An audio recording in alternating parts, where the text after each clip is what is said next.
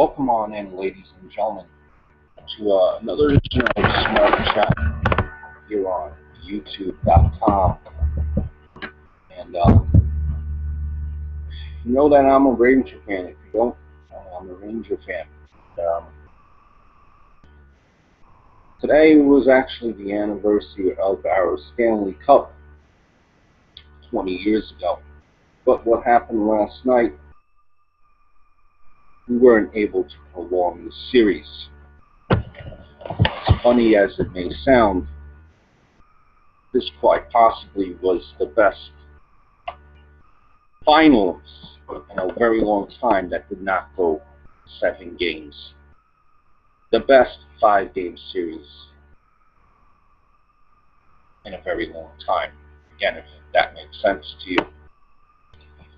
Very disappointed, and really where our opportunity was Game 1 and Game 2, in which we lost.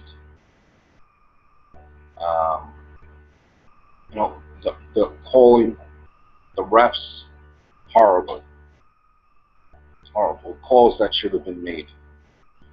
We had Game 1 and 2 in our hands, we blew it. Game 3, we were outbid. Game 4, which was our worst game, we actually wound up winning. Sometimes that's the way the cookie crumbles, I guess. Really not much that you could say, except tip your hats off to the LA Kings. Disappointing, but you gotta tip your hat off.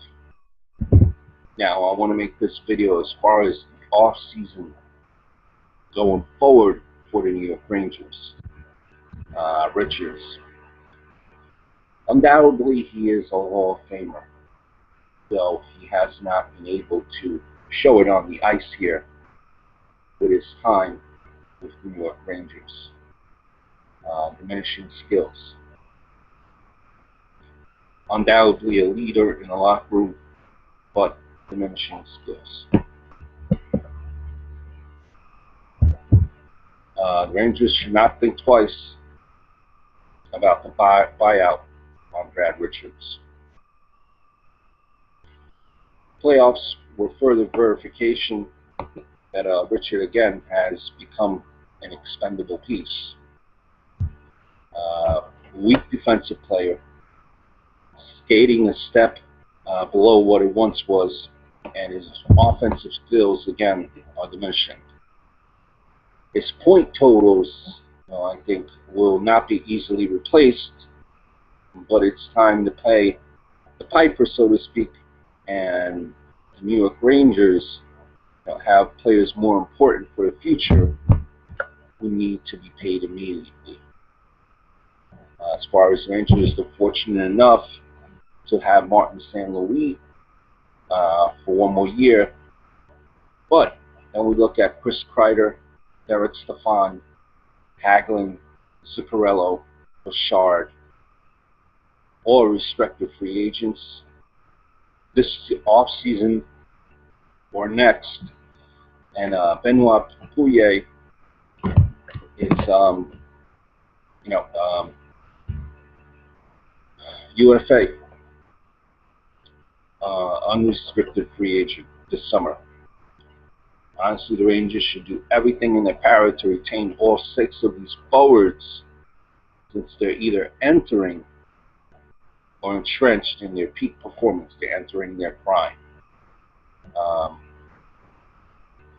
If money and term are not too cumbersome, I think it would be very beneficial to bring the gang back, so to speak. If the finances, on the other hand, prove to be too high, Pouliot becomes the obvious piece to replace. He's a great fit in New York. He is poised to regress from his career best season in assists and points.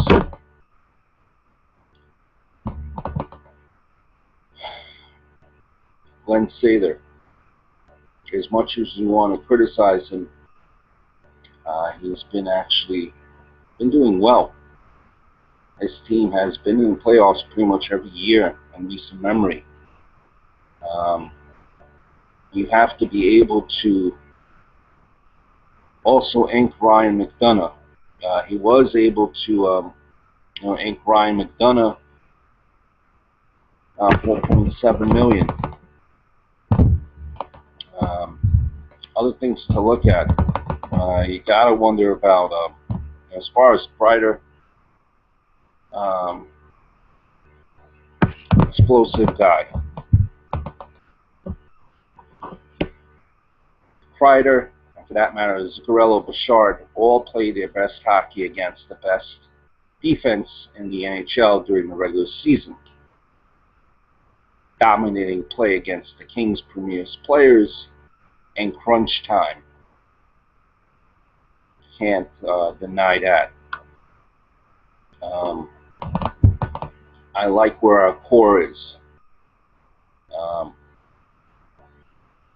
What else can you say? Other things I wanted to cover. Pouillet also showed multi-dimensional skill as well on our offense. Those forwards can succeed on the forecheck and on the rush with their skating, passing, and strength on the puck, as well as the commitment to two-way play that is pretty much incumbent in today's NHL. How much will this raise their value? Interesting to be seen. A few thoughts on Rick Nash.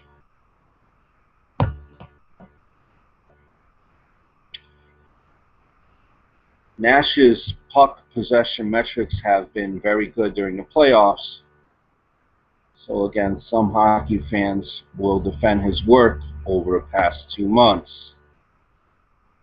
The numbers suggest that his lack of scoring is bad luck. Now I figure at some point in the near future, the shooting percentage will begin to gravitate toward the mean. Yet, he is just about ready to turn 30. Young guy.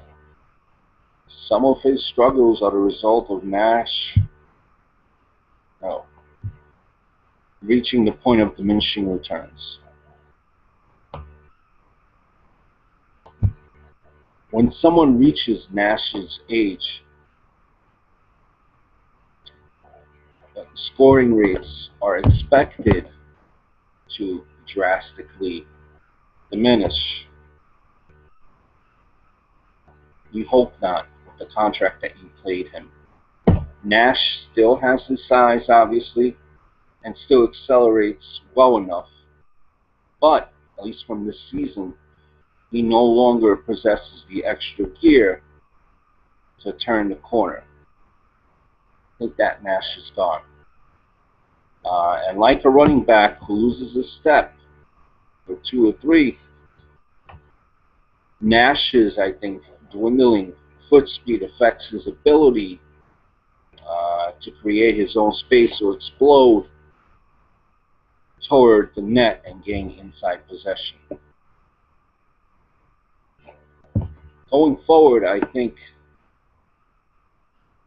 New York will have to recalibrate its expectations with Nash, and given the age of the forward of Nash,